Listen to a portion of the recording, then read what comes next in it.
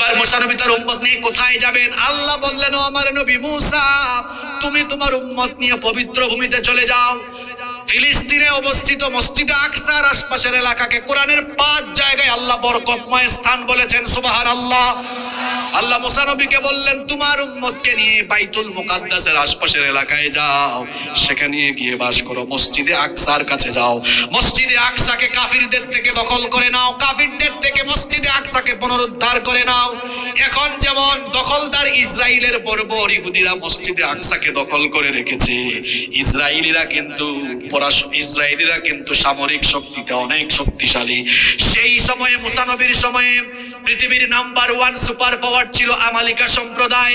আমালিকা সম্প্রদায় তখন ওই বাইতুল মুকাদ্দাসের এলাকাকে দখল করে রেখেছিল।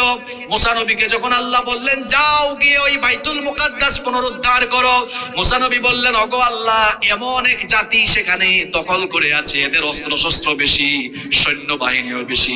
আমার উম্মত ঠিকমতো খাবার খাইতে পারে না, খাবার নাই, পানি নাই, কাপড় চোপড় নাই, গরিব, অস্ত্র শস্ত্র কিচ্ছু নাই। আমি আমার উম্মত নিয়ে গেলে এদের সাথে এত শক্তিশালী জাতি কেমনে আমি পারবো?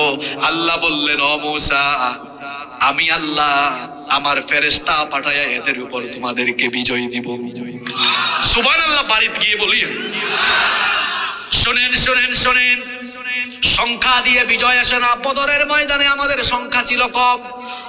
বদরের ময়দানে মুমিন ছিল 313, কাফির ছিল 1000।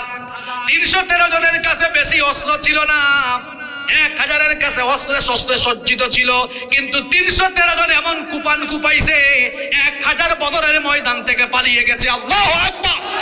কারণ বদরের ময়দানে ইমানদারদের কাছে অস্ত্র শস্ত্র ছিল না, কিন্তু ঈমান ছিল। ঈমানের কারণে ফেরেশতা পাঠায়া যিনি সহযোগিতা করেছেন তিনি কে? মুসা নবীকে আল্লাহ বললেন, মুসা, তোমার উম্মত নিয়ে যাও, আমি আল্লাহ বিজয় তোমাদেরকে দিব। মুসা নবী এবার তার উম্মতকে এই কথাটা শোনালেন। আল্লাহ সূরা মাইদার মধ্যে কথাগুলো হুবহু এভাবে তুলে দিয়েছেন। কোরআনুল কারীমের 5 নম্বর সূরা সূরাতুল মাইদা এর 21 নম্বর আয়াত থেকে এই কাহিনী আল্লাহ বয়ান করছেন।